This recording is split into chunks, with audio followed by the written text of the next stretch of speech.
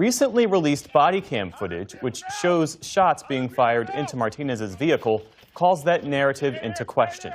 And 1 year later, Martinez's family is still searching for answers. We're joined now by Ruben Martinez's mother, Rachel Reyes, and her attorney, Charles Stam.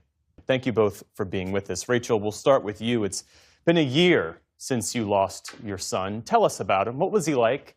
And when you think of him now, what most stands out?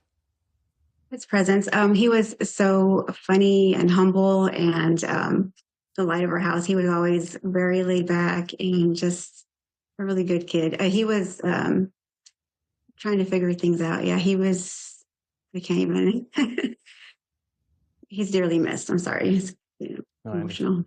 Well, take us back to that day. How did you first learn that your son had been killed? And in the early hours, what were you told had happened? So an official came to my home and told me that my son had passed away. And the way he described the incident was that there was an accident ahead of them that slowed down the traffic. And then that Ruben was going so slow that an officer saw a container in the vehicle, but he told me he was going to let him go anyway. So he let him go forward. And then the other officer yelled for him to not go. Well, he told me that what happened was he got tapped. His son was going forward and tapped an officer, and that's why they shot him, just for that reason. And I just couldn't understand it since day one. It never made any sense to me.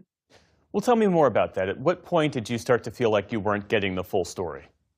That same day, it just didn't make any sense to me because he wouldn't. I don't understand why they had to do that, because I know my son wouldn't use his vehicle as a weapon, and it just didn't make any sense at all. And I knew something was not right. It just never made any sense since day one. Charles, I want to bring you in and ask you to respond to this statement we received from DHS. They say, quote, "We stand by the grand jury's unanimous decision that found no criminality. The incident was investigated from every possible angle by an independent body, and it cleared our officer.